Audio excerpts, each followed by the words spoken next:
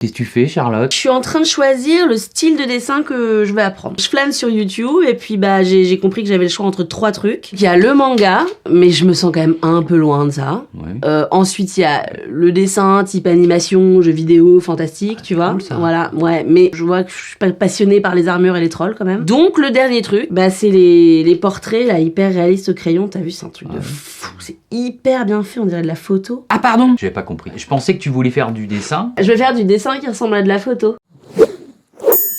Bonjour et bienvenue sur la chaîne Un autre atelier. Nous sommes Charlotte et Laurent, artistes depuis longtemps, enseignants depuis un bout de temps et aujourd'hui Déménageurs de photocopieurs fatigués. si vous avez envie de dessiner et que vous aimez notre chaîne, abonnez-vous pour rejoindre notre communauté. Cliquez sur la cloche pour recevoir nos nouvelles vidéos. Et laissez-nous un pouce bleu pour nous encourager. Évidemment, on n'a absolument rien contre ni le manga, ni le dessin d'animation, ni même contre le portrait photoréaliste. Ça serait un peu comme si on vous disait « Moi, je n'aime pas le rock, j'aime que le jazz ». Ça serait un peu étroit d'esprit. Mais on a quand même un peu l'impression qu'on ne voit que ça sur YouTube, non? On s'est mis un peu à la place de ceux qui veulent apprendre à dessiner d'observation et de manière réaliste. Et on s'est rendu compte que très souvent, les seuls exemples et tutos que vous puissiez trouver sur internet étaient de l'ordre justement du photoréalisme. Ça réduit le champ des possibilités pour ceux qui veulent apprendre à dessiner quand même, hein. Ce n'est pas le réalisme par excellence. Le principe d'ailleurs du photoréalisme, c'est que l'artiste observe une photo. Il cite l'esthétique photographique. Il n'observe pas la réalité. Ça vous semble réaliste parce que ça ressemble. C'est impressionnant en détail et en minutie que l'artiste a hyper bien contrôlé son geste et qu'il a mis des plombes à faire son dessin. Et effectivement, ça a l'air très technique et très difficile. Mais en fait, si on y réfléchit 2 secondes, c'est juste une copie centimètre carré par centimètre carré d'une image toute faite. Ce n'est pas très inventif et surtout, ça n'a absolument rien à voir avec la réalité. Et on peut légitimement citer cette phrase de Pascal: « Quelle vanité que la peinture qui attire l'admiration par la ressemblance des choses dont on n'admire point les originaux. » Il y a quand même un peu cette idée-là dans le photoréalisme, hein. Se substituer à la réalité et impressionner, non? Bon, on peut tout de même être créatif en travaillant le photoréalisme. On fera sûrement un de ces 4 une vidéo sur le sujet parce que on voudrait pas jeter le bébé avec l'eau du bain. Mais revenons à nos moutons. Vous voulez devenir des dessinateurs ou des photocopieurs?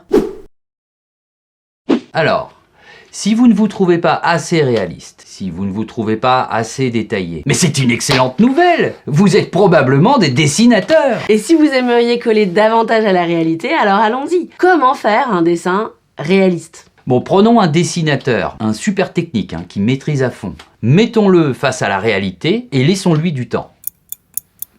Encore un peu de temps. Bon, encore du temps? Bon, tout le temps dont il a besoin pour raconter impeccablement toute cette réalité qu'il observe avec tous ses détails. Bon, au bout d'un moment, c'est bon? C'est terminé? Ah bon? Donc on pourrait en avoir terminé avec la réalité, vraiment? On pourrait tout dire de la réalité? Posons-nous cette question. Est-il vraiment possible de retranscrire parfaitement une réalité en volume, donc tridimensionnelle, riche d'une infinité de textures et de nuances de couleurs, et ce dans un temps limité, qu'il s'agisse de 6 mois ou 5 minutes, en étant armé uniquement de la matière d'un bout de papier et d'un crayon sur une surface plane? Eh bien la réponse est non. Quand on y réfléchit 2 secondes, c'est parfaitement impossible. Sans compter qu'en plus, assez fréquemment, on ne dessine pas à l'échelle. Sinon, ce serait compliqué de dessiner des paysages, faudrait faire du très très grand format.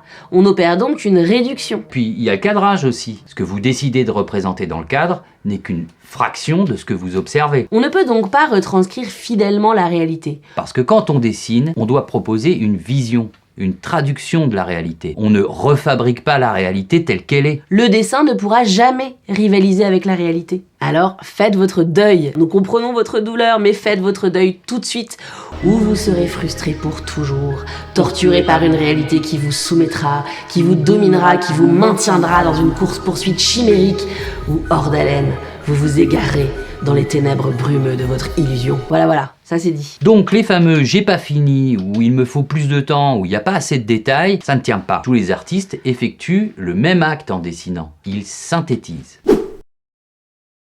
Tout Tout dessin s'inscrit dans une durée limitée, courte ou longue, mais limitée. L'artiste doit aussi composer avec le matériel dont il dispose, son format et ses outils. Donc avant même d'avoir commencé à dessiner, sa réalisation est déjà très fortement impactée par ses conditions de travail. Et puis, face à l'afflux délirant d'informations qu'il reçoit, il est obligé de les organiser et de les hiérarchiser. Il n'a pas le choix. Par quoi est-il attiré? Qu'est-ce qu'il veut mettre en scène dans son sujet? Comment veut-il cadrer? Ce travail de synthèse transite à travers la réflexion et la sensibilité de l'artiste, ce qui explique que tous les artistes ne font pas les mêmes choix. Mettez plusieurs artistes réalistes face au même sujet et ils ne le traiteront pas de la même manière. Regardons un peu ces dessins représentant des arbres et qui sont tous réalisés sur le motif dans un souci de réalisme. Dans ce premier dessin de Charles Woodbury, qui date du XXe siècle, l'artiste a organisé l'espace en exagérant légèrement la valeur sombre des deux arbres du premier plan et en atténuant celle du second plan. Cela permet d'accentuer la profondeur et de détacher ce qui l'a le plus intéressé. Ce dessin rend parfaitement compte des herbes sèches du premier plan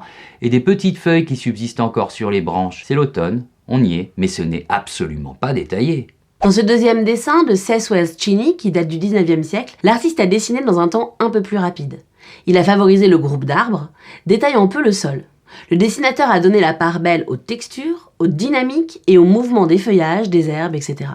Dans ce troisième dessin de Jean-Honoré Fragonard, datant du XVIIIe siècle, l'artiste a dessiné dans un temps plus long et s'est intéressé à l'intégralité du paysage. Tout est traité avec la même intensité, le ciel, le sol ou les arbres. Mais pour éviter que trop d'informations ne tuent l'information, l'artiste a procédé par de grandes masses. Les éléments se détachent ainsi les uns des autres et ne se télescopent pas en clignotant de milliards de détails. Dans ce quatrième dessin de Thomas Cole, qui date du 19e siècle, l'artiste s'est intéressé au tronc, qu'il a énormément renseigné en détail. On sent bien l'écorce rugueuse et la nature noueuse des branches, mais il a totalement éludé l'arrière-plan pour ne pas qu'il interfère avec son centre d'intérêt principal. Allez, un petit dernier pour la route. Voici un magnifique dessin de Birket Forster. Ce qui a intéressé l'artiste ici, c'est la découpe de cette rangée d'arbres sombres sur le ciel clair. L'accent est mis sur les masses et sur la qualité de la frontière entre le végétal et le ciel. On pourrait vous en montrer des milliards d'autres des dessins d'arbres, tous aussi réalistes, et non pas photoréalistes, et tous aussi différents, et tous présentant une synthèse de la réalité. Faire le deuil de la réalité parfaite permet d'affirmer une vision forte, sensible et personnelle. Et si vous voulez progresser en dessin et faire du dessin réaliste, voici 3 conseils.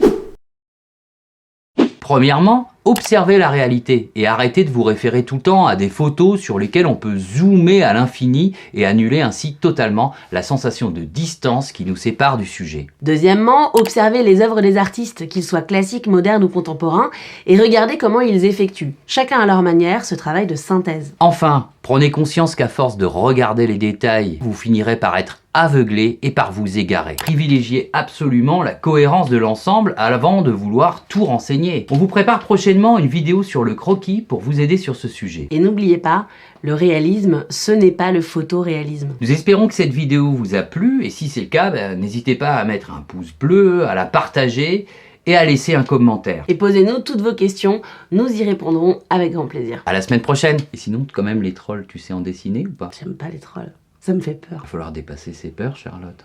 C'est que t'es sur YouTube, hein. Sur YouTube, il y en a des trolls.